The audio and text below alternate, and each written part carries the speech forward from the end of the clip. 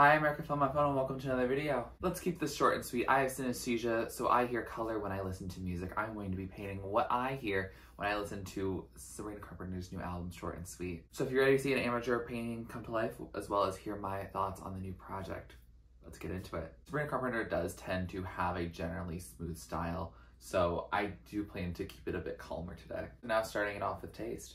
I love the way she starts with 5 feet to be exact. Your separation. Giving you guys just a little taste of this song's color. When I heard this song, I also did think it was a reference to Olivia Rodrigo. I thought she and Joshua got back together. I don't know Sabrina's personal life other than the fact that she was dating the guy that's in the Please Please Please music video, and that she dated Joshua Bassett at some point. And I don't really follow it. If you want to talk about it in the comments below, enlighten me, please. But I do find it funny that I hear the song and I think of a light purple. It has the electric guitar edge that some of Olivia Rodrigo's songs have. So I keep thinking, oh yeah, it's kind of like a nod to Olivia Rodrigo, but I don't think it actually is at all. Because last I checked, Olivia was with some British guy, which inspires the song So American, which is a personal attack on me as someone who dated someone when I was abroad. After Please Please Please, I made a lovely color mixing a coral with a dark purple and then a red. I'm gonna love it on the canvas. It was just, she said it's funny, it's ironic. I don't know if that's really ironic. Alanis?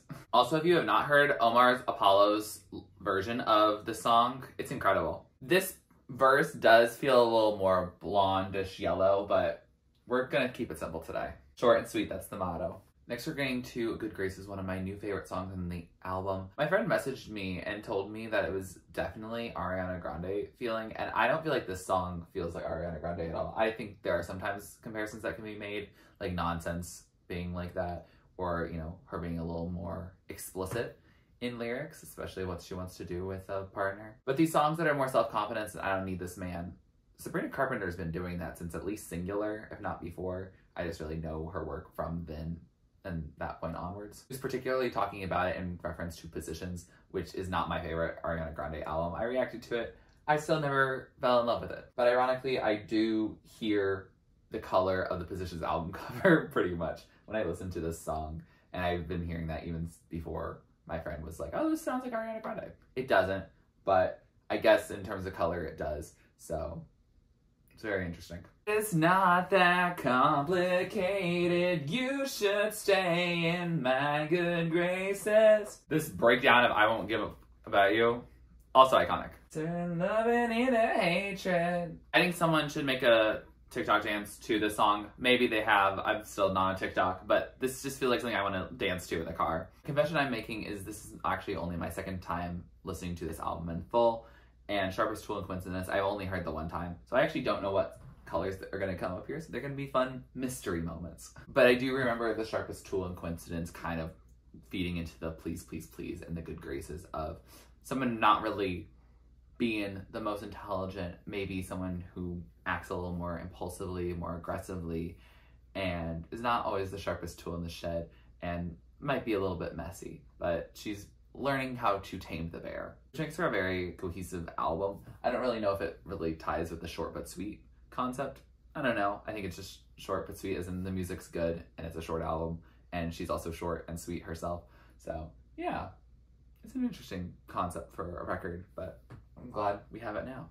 He found God at his ex's house. What a line. If that was casual, then I'm an idiot. Casual chaperone? Okay, I don't know how this color shows up on the camera, but it is not the prettiest. It's like kind of a brown, but like a little bit with like some golden amber tones in it.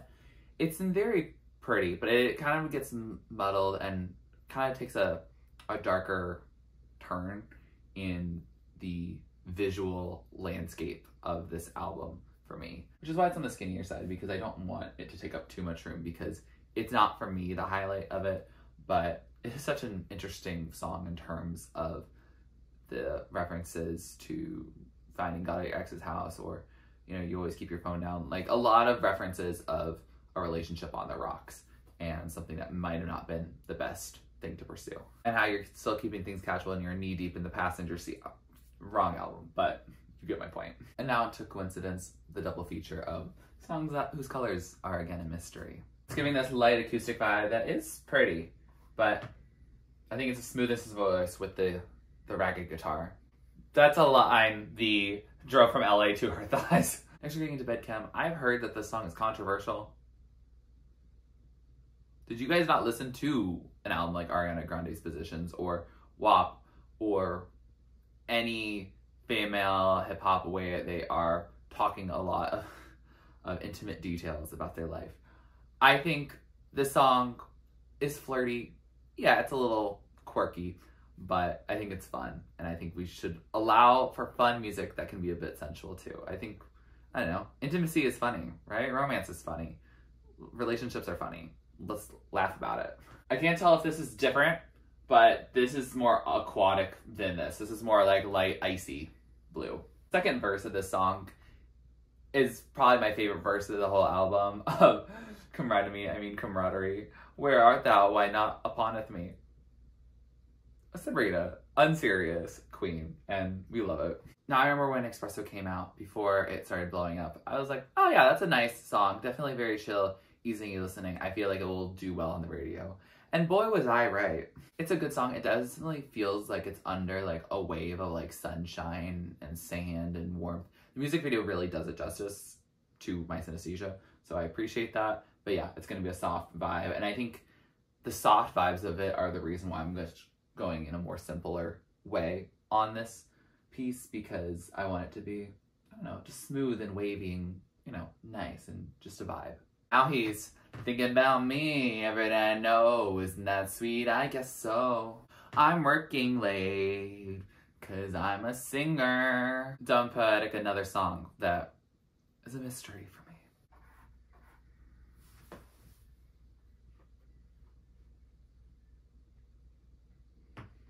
And I promise the mushrooms aren't changing your life. I can picture some specific people with this song. I do like the buildup of just because you talk like one versus then when you act like one versus when you leave like one doesn't make you a man.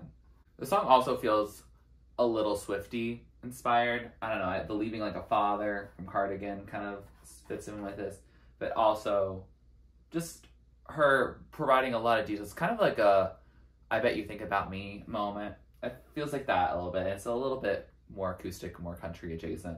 So I could see her taking inspiration from her, especially because she probably worked on this while, you know, doing stuff for the Eras tour. I didn't mean to make this stripe so big, but I think it makes sense because I feel like that, I don't know, it's a lovely color. I ended up making this like deep burnt vibe because she feels deeply burned here.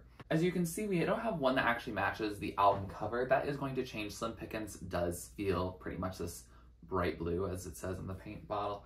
So we'll add a little bit of touch of that, but I don't feel like this album cover necessarily reflects the project, at least in the sonic synesthesia that I have. I don't think the cover has a ton of flavor to it, and not in a way of like a brat or something like that. It's not as eye-catching. It's kind of there to be like, oh, this is Sabrina Carpenter. You can see her up close. I guess in emails I can't send, you couldn't really see her much up close. And you couldn't really with Singular Act 2 either. So, you know, I guess this is really showing her as a reintroduction of her, which is fair. Ooh, that blue shows up tremendously here. Wow. The line of, all the good ones are deceased or taken. I felt there, and they are. Well, she's pretty iconic with some of these lines. The Lord forgetting the gay awakening. That really gave a good accent to it. I liked how that blue turned out. I hope it shows up nicely on the camera too. Thanks for going to Juno. Also another one of my favorites on it. I was like nothing else on the record. I don't know how it fits here. And it's so lovey-dovey, especially for how the rest of these songs are not that lovey-dovey. Like this is a song that sounds like short but sweet. Yeah, I don't know. It's good. I like it. Definitely thought of the Roman goddess Juno being the goddess of marriage and love and that type of thing. Love within a marriage idea. But apparently it's also a reference to Juno, the movie, where Juno, the titular character, she gets pregnant. So it's also talking about, you know, loving someone so much that you're willing to have their babies. Update, my paint got stuck in the tube and then it kind of made it so I have too much paint on it. So it's not gonna be the metal mixed, but I think for the filtering and the vibes of this track, it's okay if it's not the most consistent color across that line. I love that ooh at the end of the chorus. That's not quite right. Okay, so like picture that, but also with like some iridescent nail polish over it. I don't really want to mess up my nail polish for that though. So yeah, this will work for now. A lot going on in this song. It's probably the most chaotic for me to hear and try to figure out a color palette for. But yeah, the song, Juno, love it. Next we have Lie to Girls, and I like the breakdown in it. I like the meaning from it. It is a pretty chill song. It's not the one I will tend to go for. She has a lot of more acoustic style songs on this project that, I don't know, they're interesting sentiments and, you know, a lot of eyebrow raising lyrics and stuff like that. But I feel like Please, Please, Please kind of, they figured out the nail on the head, and these ones are the bonus tracks. I think the song works well also in the tail end of the record. I've never seen an ugly truth that I can't bend. I felt that spiritually. This song also really gives Are the Straights Okay energy. Finally with Don't Smile, another song I fully forgot. So let's see how it actually closes out again and put that mystery color down in the bottom corner. Why did I think this album added happy? It does not. Want you to miss me. I want you to miss me. A chill, cool down song to finish the painting and the project. I think it's a good record. Definitely feels, while an album, it's going to be songs I'm going to pick out rather than probably listen to as a whole experience. And I think that also allows here for the separation of each track to have its own moment. I'm going to go off camera to tidy up these lines, and then I will come back when the whole thing is dry for one more additional surprise. I do have to wait till the painting is dry though to do that, so I will come back and show you. And that painting is dry in 3, 2, 1. So yeah, now it's all dry. The last thing I want to do here is a reference to the album cover, because she does have a lipstick kiss on her shoulder blade. And also, for someone who doesn't have the gay awakening, you either got a man who wants to kiss you like that or some flirtations going on. So in honor of that, we're going to do a couple lipstick stains to give a little bit of focus in the piece. I'm not a routine makeup user, so we're going to do our best. We already do have a little bit of a couple stains from me trying to mix some things together, but I think it'll work out in the end, and I think it gives a little bit of, you know, originality to it. Starting with purple.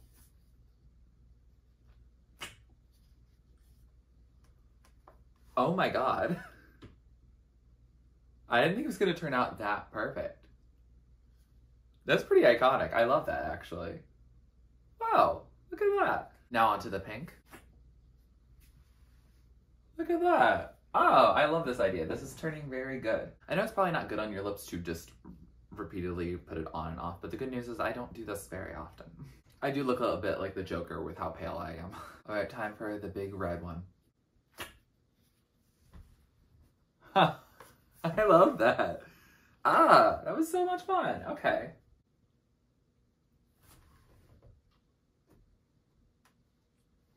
Just giving it a little taste. Update, yeah, I know that was gross, but we do weird things for art.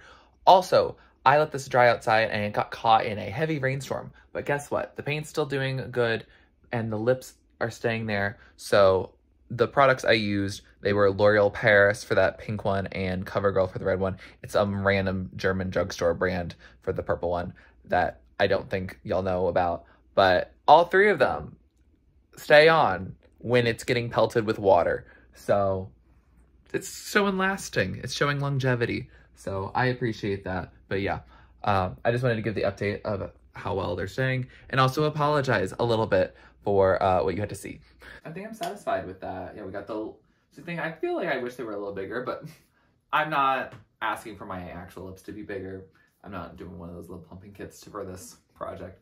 But yeah, I like how it turned out. I like this little taste I'm giving over there. It gives a little more pulling it all together. Yeah, I really like how this turned out. It is one of my more simpler designs, but I feel like this is a pretty straight to the point project. And of the three artists I've listened to, this one caters to the most straight audience. So, you know, straight lines work. And it does remind me a bit of her hair coming down pretty straight on the album cover as well. So I'm pretty happy with how it turned out. Please let me know what you think of this project. Please let me know if there's any other albums that you would like me to paint in the future. I really have enjoyed this series. It's not something that I traditionally have done, but I've really enjoyed getting to show a different way of seeing each of these albums. So yeah, I've had a lot of fun, and I hope you have had fun watching this video too. If you like this video, please like it, comment down below what you'd like to do next on my channel. Please subscribe to my channel if you're not already and you'd like to be, and thanks for watching. This is TurtleStormer. Catch you later. Get out of the design.